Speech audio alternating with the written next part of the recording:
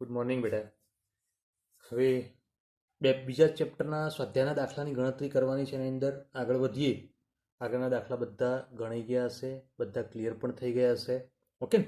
તો હવે step by step આગળ વધીએ. એમાં 2.35 કોયડો જે છે એની રકમ વાંચો બેટા. જો કાર્બન પરમાણુનો વ્યાસ 0.15 નેનોમીટર હોય તો કાર્બન પરમાણુની સંખ્યા ગણો કે જેને 20 સેન્ટીમીટર લાંબી લાઈનના સ્કેલ ઉપર સીધી લીટીમાં એકબીજાને નજીક ગોઠવે છે. હવે કાર્બન પરમાણુ જે છે એનો વ્યાસ કેટલો છે?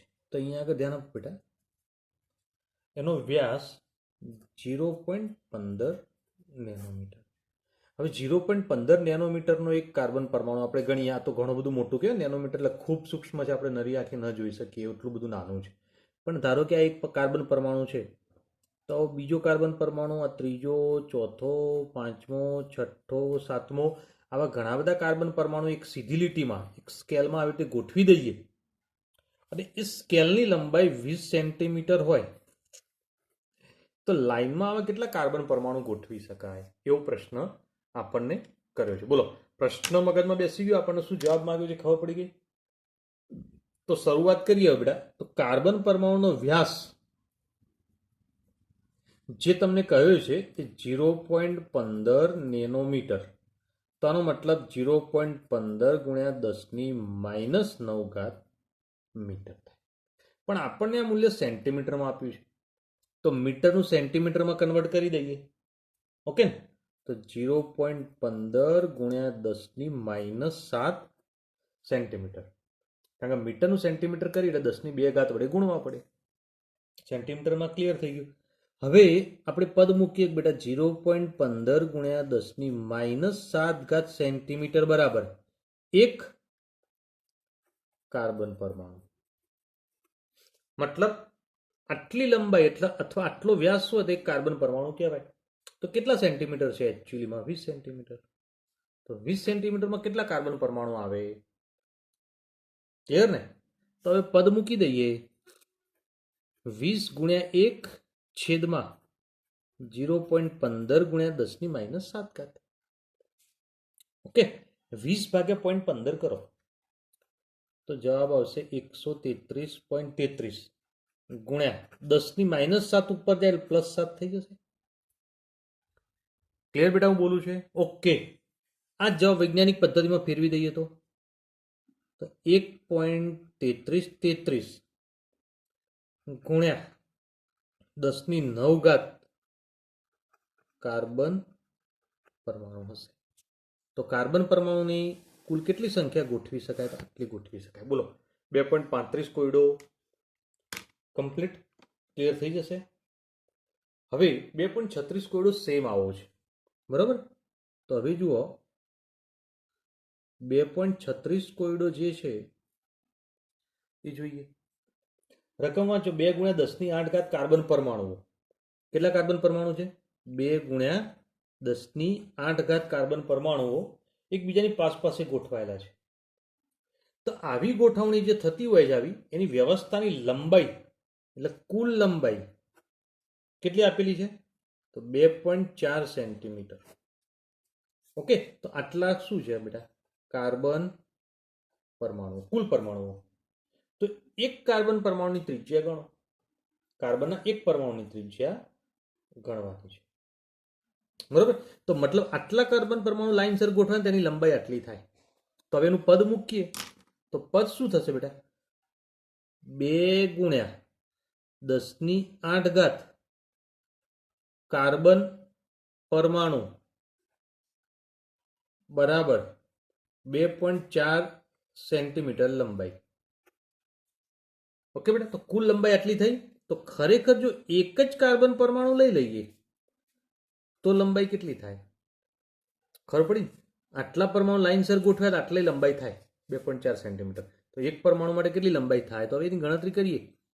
1 ગુણ્યા 2.4 ભાગ્યા 2 ગુણ્યા 10⁸. ઓકે, તો સાદું રૂપ હવે આપી દઈએ. તો 2.4 ભાગ્યા 2 મતલબ 1.2. 10⁸ ઉપર જાય એટલે 10⁻⁸. અહીં એકમ કયો હતો બેટા? સેન્ટીમીટર. તો મતલબ અહીંયા આગળ પણ સેન્ટીમીટર આવશે. આ જે મૂલ્ય મળ્યું ને, સોરી 10⁻8, તો આ જે મૂલ્ય મળ્યું એ શું મળ્યું બેટા? કાર્બન પરમાણુનો વ્યાસ મળ્યો. તો અહીંયા આગળ લખી દઈએ. હવે કાર્બન પરમાણુનો વ્યાસ બરાબર 1.2 × 10⁻8 સેન્ટીમીટર. કમ્પ્લીટ ને? તો ત્રિજ્યા કેટલી હોય બેટા? ત્રિજ્યા આનાથી અડધી હોય, સીધી વાત છે.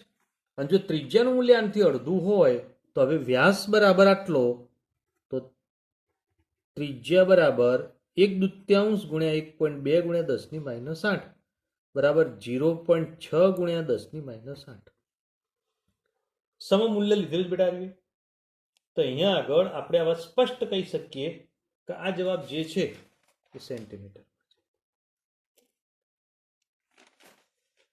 કમ્પ્લીટ ત્રિજ્યા આવડશે ને?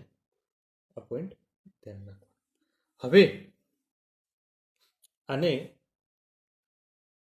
મીટરમાં ફેરવવું હોય તો ફેરવી શકો છો. તો શું કરીશું બેટા? તો -2 વધારી દો, મતલબ ઘટાડી દો, તો 10⁻10 મીટર. ચલો નેનોમીટરમાં ફેરવવું હોય તો આ જ જવાબ નેનોમીટરમાં લઈ જવા માટે ઘાત -9 આવી જોઈએ. -9 નો મતલબ વધે એટલે ડાબી બાજુ ખસવું પડે. તો 0.06 × 10⁻9 મીટર. -9 નીકળી જાય તો 0.06 નેનોમીટર. બોલો કેવી રીતે કન્વર્ટ કર્યું છે? ખ્યાલ આવશે બેટા? બધા જવાબો માગ્યા હોય તો જ આપવાના છે, નહીં તો આટલો જવાબ લાવો ને તમારો દાખલો પૂરો થઈ જાય.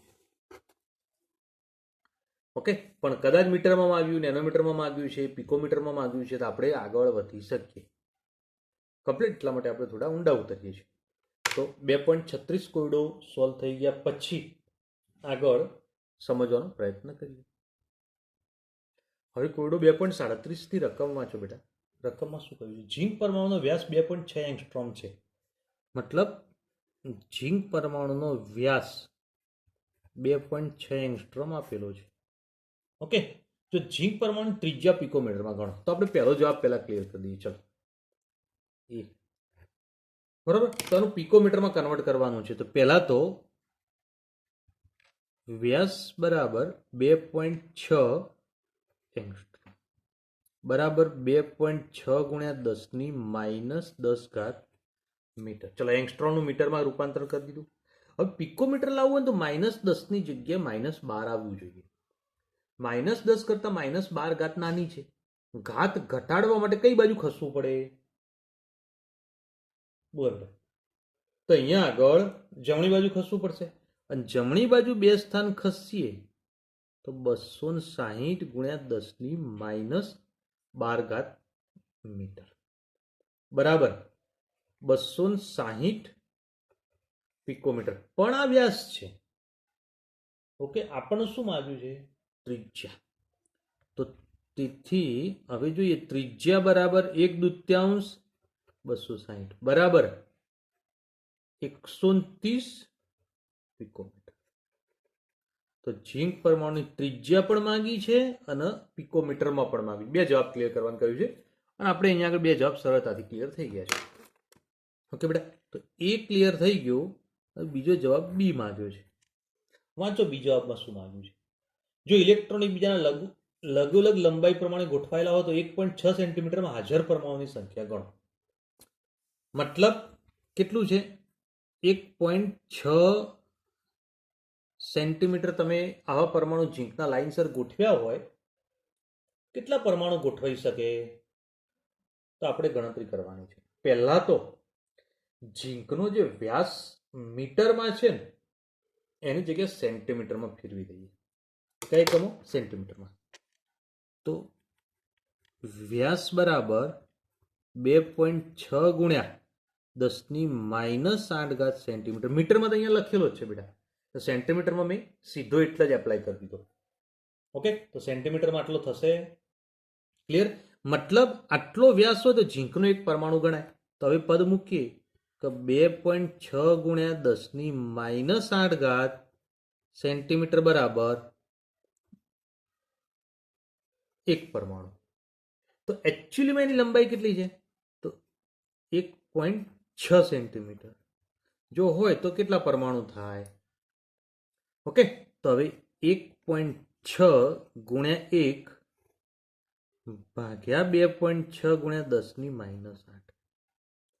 તો 1.6 ભાગ્યા 2.6 તો 0.6154 ગુણ્યા 10⁸.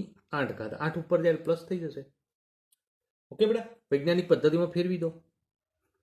6.154 ગુણ્યા 10⁷ ઝીંક પરમાણુ. આપણો ફાઇનલ જવાબ. બોલો બેટા, જવાબ આવડી જાય છે. ઓકે, સરળ છે અને ક્લિયર કરી શકાય. ચલો હવે એના પછી આગળનો કોયડો સોલ્વ કરીએ. ધ્યાન આપજો. હવે બેટા 2.38 કોયડો જે છે સોલ્વ કરો. રકમ વાંચો પહેલા. એક કણ 2.5 ગુણ્યા 10⁻16 કુલમ સ્થિર વિદ્યુતીય ભાર ધરાવે છે. તેમાં ઇલેક્ટ્રોનની સંખ્યા ગણો. હવે અંદર ઘણા બધા ઇલેક્ટ્રોન છે અને ઘણા બધા ઇલેક્ટ્રોનનો દાખલા કે બધા ઇલેક્ટ્રોન દર્શાયા, ગમે તેમાં બધા ઇલેક્ટ્રોન ગોઠવાયેલા છે.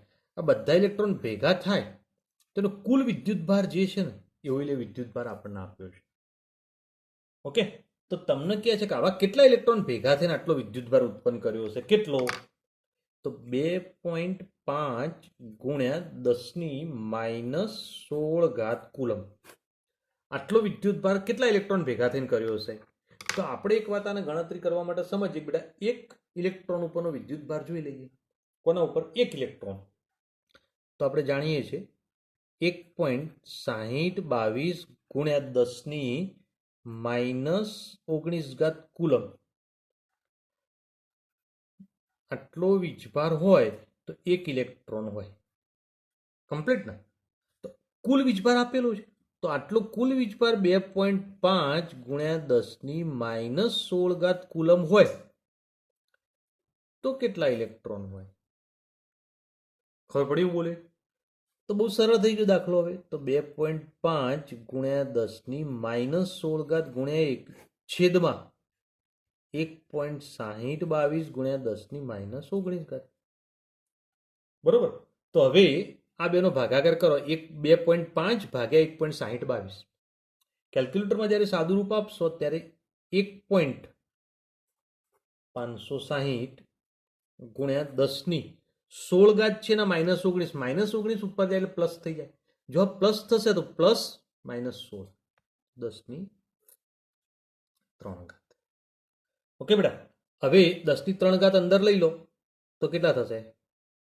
1560 ઇલેક્ટ્રોન. તો કુલ કેટલા ઇલેક્ટ્રોન? 1560 ઇલેક્ટ્રોન ભેગા થાય તો આટલો વીજભાર ઉત્પન્ન કરે. બોલો, દાખલો હવે ખબર પડી? તો અહીંયા આગળ ગણતરી આ રીતે દર્શાવેલી છે. તો આ પોઈન્ટ ધ્યાનમાં રાખજો. હવે આના ઉપર આધારિત જ એક બીજો દાખલો પણ ગણવાનો પ્રયત્ન કરીએ અને સમજીએ. તો બીજો દાખલો શું છે? ધ્યાન આપજો. હવે બેટા 2.39 કોયડો જુઓ. રકમ વાંચો. મૂલ્યાંકનના પ્રયોગમાં તેલ બિંદુ પર ચળકતા એક્સ કિરણો દ્વારા પ્રાપ્ત થતા સ્થિર વિદ્યુતીય ભાર. કેટલો વિદ્યુતભાર પ્રાપ્ત થયો? તો -1.282 ગુણ્યા 10⁻18 કુલમ.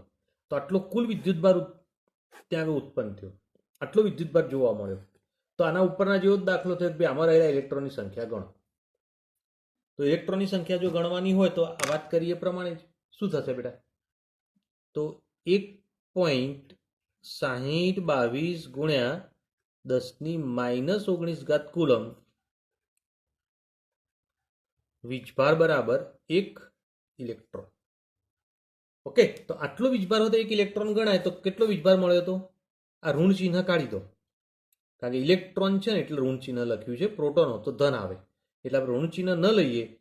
તો 1.282 ગુણ્યા 10⁻18 કુલમ વીજભાર બરાબર કેટલા ઇલેક્ટ્રોન? બસ આનું ગણતરી કરી દઈએ અહીંયા આગળ.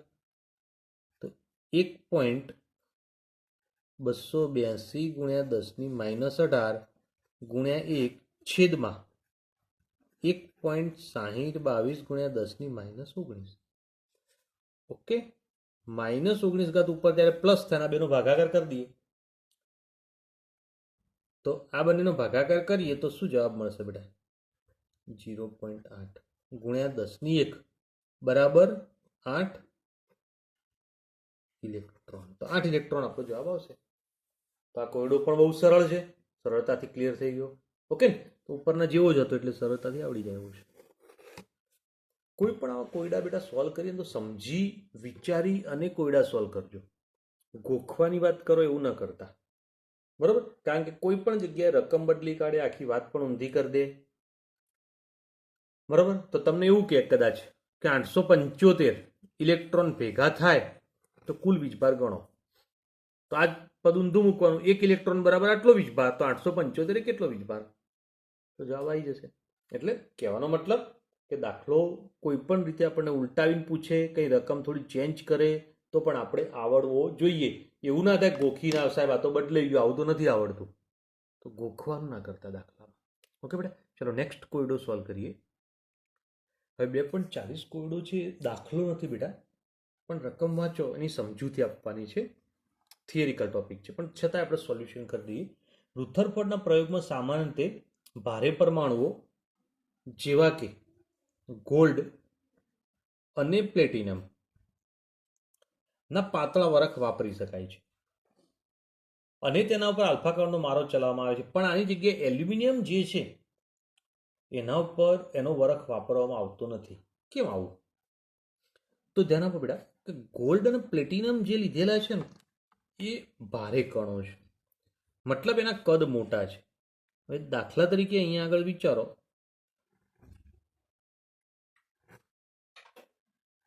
ગોલ્ડ અને પ્લેટિનમ થઈ ગયા એનું કેન્દ્ર.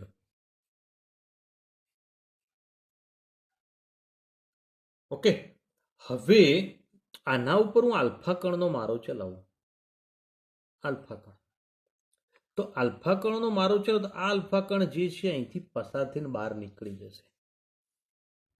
કેમ? કારણ કે પરમાણુ મોટો છે જેના કારણે ખાલી વિસ્તાર વધારે છે. પણ આની જગ્યાએ જો એલ્યુમિનિયમ લઉં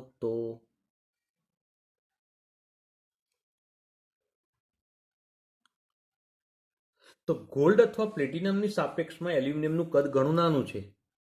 આ એલ્યુમિનિયમનું કેન્દ્ર છે. હવે અહીંયા આગળથી હું આલ્ફા કણનો મારો ચલાવું તો વિચાર કરો કે આ આલ્ફા કણ અહીંથી આમ જાય તો શું થાય? કેન્દ્ર સાથે અથડાઈ જાય. તો ગોલ્ડ અથવા પ્લેટિનમ જેવા મોટા કદના પરમાણુઓનો વરખ લેવામાં આવે તો એના કારણે આલ્ફા કણો એમાંથી પસાર થઈ જાય છે. ખૂબ જ ઓછા આલ્ફા કણોનું વિચલન થાય છે અને ખૂબ ઓછા આલ્ફા કણો જે છે અહીંયા આગળ કેન્દ્ર સાથે અથડાઈને પાછા ફરે છે. જ્યારે જો એલ્યુમિનિયમનો વરખ લેવામાં આવે તો એના કારણે પરમાણુ ખૂબ નાના હોવાના કારણે મોટાભાગના આલ્ફા કણો જે છે એના કેન્દ્ર સાથે અથડાઈને પાછા ફરશે, જેના કારણે પ્રયોગ યોગ્ય રીતે થઈ શકે નહીં. તેથી એલ્યુમિનિયમનું પાતળું વરખ વાપરી શકાય નહીં. કેમ ન વાપરી શકાય બેટા? થિયરિકલ જે ચર્ચા મેં કરીએ ખ્યાલ આવી જશે, તો ધ્યાન રાખો. ઓકે, ચલો 2.40 કોયડા પછી 2.41 કોયડો જે છે ને એ પણ થિયરિકલ ટોપિક જેવો જ છે. ઓકે, તો એના થિયરિકલ ટોપિક કેવા છે તો એ સમજીએ, ધ્યાન આપજો. તો ભાઈ કહ્યું છે કે સંજ્ઞાની અંદર બ્રોમિનમાં તમે બ્રોમિન માટેની સંજ્ઞા જે છે એ બ્રોમિન 3579 અને બીજું બ્રોમિન સીધું 79. અને આ રીતે પણ લખી શકાય, આ રીતે પણ લખી શકાય, બંને રીતે લખી શકાય. પણ એની જગ્યાએ બ્રોમિન 7935 કે બ્રોમિન 35 આ રીતે લખાણ લખી શકાય નહીં. કેમ?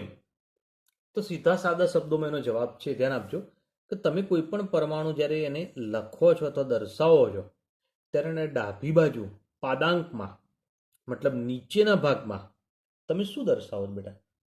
તો અહીંયા આગળ પરમાણુ ક્રમાંક દર્શાવો છો, જ્યારે ડાબી બાજુ ઉપર પરમાણુ ભાર દર્શાવીએ છે. તો આ પાદાંક સબસ્ક્રિપ્ટ કહેવાય અને આ મૂર્ધક છે, સુપરસ્ક્રિપ્ટ છે. ઉપર એટલે સુપરસ્ક્રિપ્ટ, આ સબસ્ક્રિપ્ટ, પાદાંક ને મૂર્ધક. ઓકે બેટા, તો આ સિસ્ટમ યોગ્ય છે. પણ આ સિસ્ટમમાં જો નીચે પરમાણુ ક્રમાંક 35 ને ઉપર પરમાણુ ભાર 79, તો જો પરમાણુ ભાર 79 લખ્યો છે મતલબ આ સિસ્ટમ હજી સાચી જ છે, આ પણ સાચી. પણ અહીંયા આગળ પરમાણુ ભાર નીચે લખ્યો છે ને પરમાણુ ક્રમાંક ઉપર લખ્યો છે મતલબ સિસ્ટમ પ્રમાણે ખોટું છે. ને અહીંયા આગળ પણ પરમાણુ ક્રમાંક ઉપર લખ્યો છે મતલબ સિસ્ટમ પ્રમાણે ખોટું છે. તો આ રીતે એને લખી શકાય નહીં. બોલો બેટા, 2.41 કોયડાની જે મેં સોલ્યુશનની વાત કરીએ આવડી જશે? તો આટલું ધ્યાન રાખજો. હવે નેક્સ્ટ કોયડો સોલ્વ કરવાનો પ્રયત્ન કરીએ, ધ્યાન આપજો. હવે બેટા 2.42 કોયડો જે છે સોલ્વ કરવાનો પ્રયત્ન કરીએ તેની રકમ વાંચો. કોઈ એક તત્વ એવું છે કે જેનો દળ ક્રમાંક શું આપેલું છે? તો ધ્યાન આપજો, એનો દળ ક્રમાંક એ તમને 81 કહી દીધું છે, મતલબ પરમાણુ ભાર. અને કહ્યું છે પ્રોટોનની સરખામણીમાં 31.7% વધુ ન્યુટ્રોન ધરાવે છે. મતલબ પ્રોટોન કરતા ન્યુટ્રોન 31.7% વધારે છે. તો તે પરમાણુની સંજ્ઞા શોધી કાઢો. સંજ્ઞા ક્યારે મળે બેટા? પ્રોટોન મળી જાય તો સંજ્ઞા મળી જાય. કેમ? કારણ કે પ્રોટોનની સંખ્યા ઉપરથી તત્વ ઓળખાઈ જશે. તો પ્રોટોનની સંખ્યા ઉપરથી તત્વ જો ઓળખાઈ જતું હોય તો એના આધારે આપણે તત્વને ઓળખી શકીએ છીએ. તો કેવી રીતે ઓળખશું? તો હવે સૌથી પહેલા અહીંયા આગળ તો બેટા પ્રોટોનની સંખ્યા માટે આપણે શું કરીશું? પહેલા તો ધારો કે પ્રોટોનની સંખ્યા બરાબર x. ઓકે, પણ આપણને કહ્યું છે કે પ્રોટોન કરતા ન્યુટ્રોન 31.7% વધુ છે. તો હવે લઈશું અહીંયા આગળ ન્યુટ્રોનની સંખ્યા. તો પ્રોટોન કરતા વધારે એટલે પ્રોટોનની સંખ્યા x કરતા કેટલી વધારે છે? 31.7x ભાગ્યા 100 આટલી વધારે છે. બરોબર. તો x ના સાપેક્ષમાં 31% વધારે, 31.7% વધારે છે x ના સાપેક્ષમાં, એટલે x ના આટલા ગુણકમાં લીધા પણ ટકા કાઢવા માટે ભાગ્યા 100 લીધા. હવે સાદુરૂપ આપી દઈએ તો x પ્લસ 0.317x 100 વડે ભાગી દઈએ તો 317 ને. ઓકે, તો 1.317x થશે. આ એક x ગણાય અને 0.317x x એમ રાખો અને આગળની સંખ્યાઓનો સરવાળો કરી દો. ઓકે બેટા, 8મા 9માં ભણી ગયા એટલે બહુ કોમ્પ્લિકેશન વાળું નથી. ચલો, પ્રોટોન અને ન્યુટ્રોન બંનેની ક્લિયર થઈ ગયું. તો હવે એક વાત આપણે જાણીએ છીએ, શું? તો A is equal to P plus N. મતલબ એ પરમાણુ ભાર છે. પરમાણુ ભાર આપણને કયો છે? 81. પ્રોટોન બરાબર x, ન્યુટ્રોન બરાબર 1.317x. બંનેનો સરવાળો કરી દો. બરોબર ને? તો 81 બરાબર 2.317x. x ને કરતા બનાવો છે તો x બરાબર 81 ભાગ્યા 2.317. 81 ભાગ્યા કરીએ તો સાદુરૂપ આપો તો કેટલું થશે? x બરાબર 35. ઓકે, હવે અહીંયા આગળ આપણે ક્લિયર કરીએ બેટા કે ભાઈ ન્યુટ્રોનની સંખ્યા કેટલી? તો આટલી થાય. તો હવે આ શું થઈ ગયું બેટા? પ્રોટોન બરાબર પ્રોટોન, કારણ કે x બરાબર તો પ્રોટોન ધારી દીધું છે. તો હવે ન્યુટ્રોન બરાબર 1.317 ગુણ્યા 35. કેમ કે x ની કિંમત 35 મૂકી દો. ઓકે, તો કેટલો જવાબ આવશે બેટા? 46. તો હવે સાદુરૂપ આપી દીધું, બધું ક્લિયર થઈ ગયું. બરોબર. તો અહીંયા આગળ જો બેટા કે ભાઈ ન્યુટ્રોન પણ મળી ગયા, માગ્યા હોય તો શોધી કાઢો.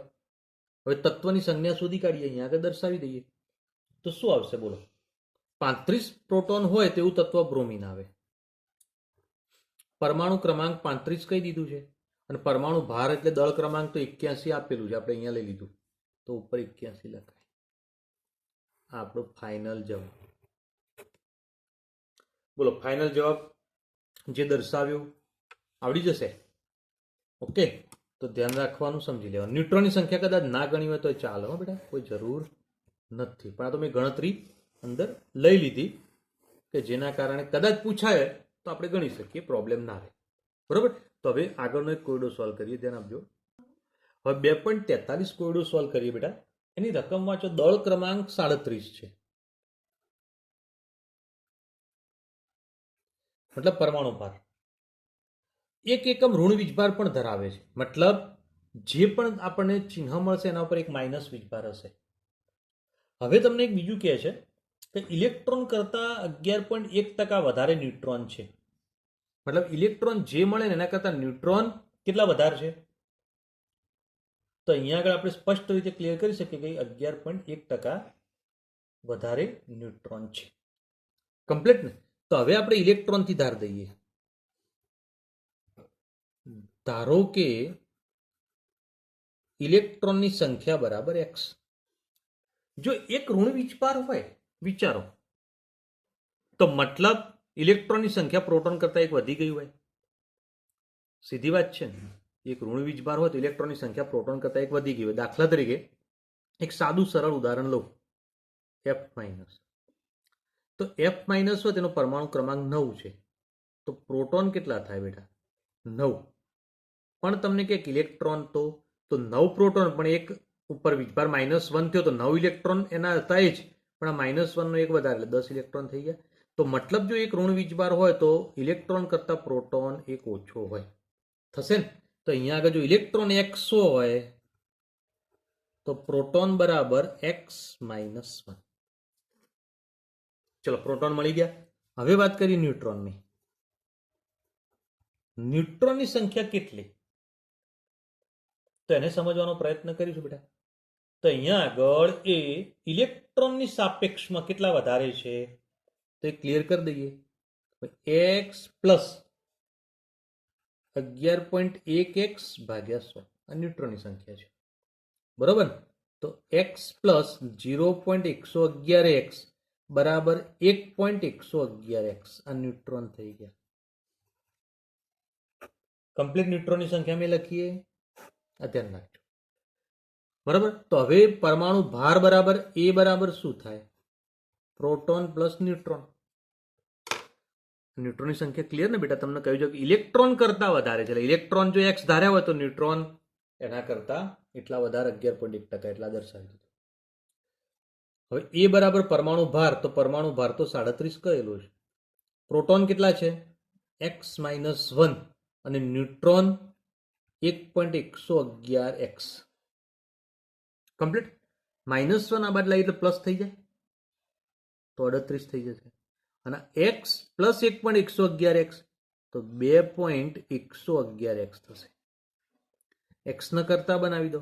x બરાબર 38 ભાગ્યા 2.111 બરાબર કેટલા આવશે?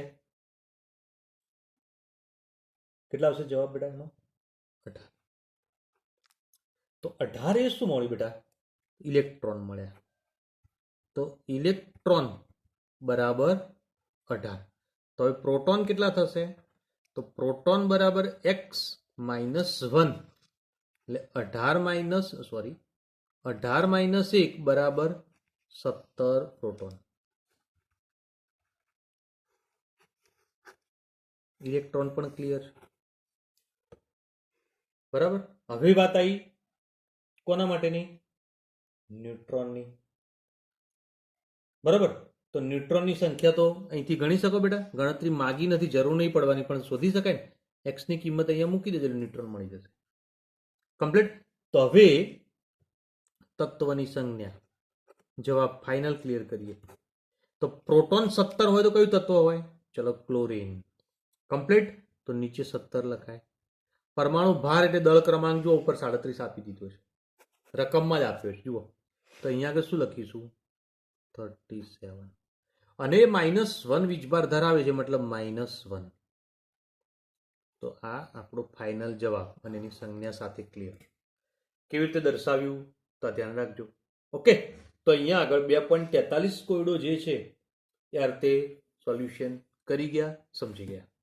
હવે એક બીજો કોયડો સોલ્વ કરીએ, ધ્યાન આપજો. હવે બેટા 2.44 કોયડો જે છે રકમ વાંચો, આના જેવી જ વાત છે. રકમમાં કહ્યું છે કે દળ ક્રમાંક એ 56 છે.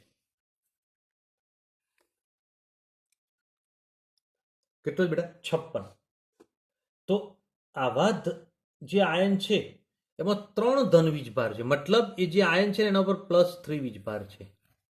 જેમ પેલા આગળના કોયડાની અંદર -1 હતું, આમાં +3 વીજભાર ધરાવે છે. પણ કહ્યું છે આમાં પણ કે ઇલેક્ટ્રોન કરતા 30.4% વધુ ન્યુટ્રોન છે. ઓકે, તેની સંજ્ઞા મેળવો. તો આમાં શું થશે વિચારો. ધારો કે મેગ્નેશિયમ વિચારીએ તો મેગ્નેશિયમનો પરમાણુ ક્રમાંક 12 થાય. તો આના આધારે મને કહો પ્રોટોન કેટલા? 12. ઇલેક્ટ્રોન કેટલા? 12. ઓકે, પણ જો આના ઉપર +2 વીજભાર હોય તો વિચાર કરો. +2 વીજભાર હોય તો ઇલેક્ટ્રોનની સંખ્યા જે છે 10 થઈ જાય. કોઈ મુશ્કેલી? તો આનો મતલબ કે ઇલેક્ટ્રોન કરતા પ્રોટોન 2 વધારે કહેવાય. ઇલેક્ટ્રોન કરતા પ્રોટોન વધારે કહેવાય. બરોબર.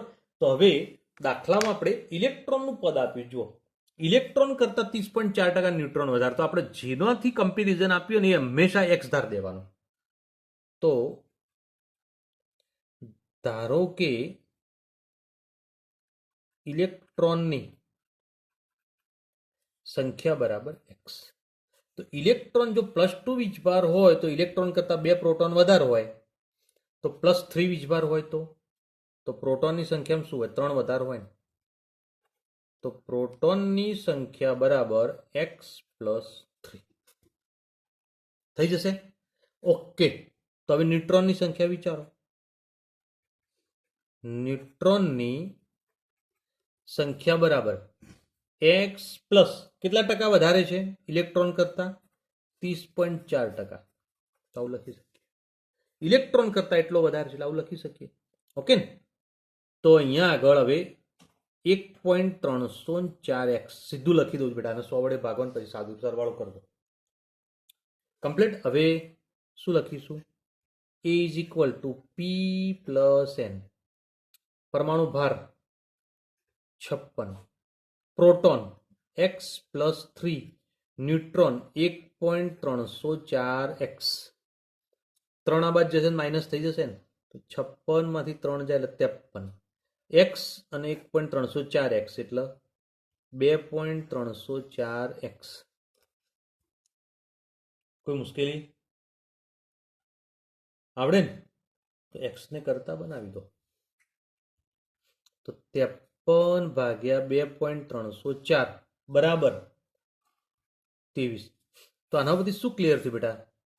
તો ઇલેક્ટ્રોન બરાબર 23. તો પ્રોટોન કેટલા થશે? તો પ્રોટોનની સંખ્યા જે છે 26 થશે. બરાબર. અને જો પ્રોટોન 26 છે તો તે તત્વ Fe છે. કયું? Fe. તો હવે Fe હોય તો તત્વની સંજ્ઞા શું લખીશું બેટા? Fe. પરમાણુ ક્રમાંક 26, પરમાણુ ભાર 56 અને વીજભાર +3. તેની ફાઇનલ સંજ્ઞા છે, એનો જવાબ છે. તાર તે જવાબ મેળવી શકો બેટા. તો આ ત્રીજો કોયડો આવનાવો ગણ્યો, પણ બરોબર ધ્યાન આપજો અને સમજજો. ઓકે, તો અહીંયા આગળ જે ચર્ચા કરી બેટા એ કેટલાક કોયડાઓની ચર્ચા કરી ગયા, સમજી ગયા છે. હવે નેક્સ્ટ ચર્ચા નેક્સ્ટ એપિસોડમાં કરીશું, સમજીશું. Okay, good day.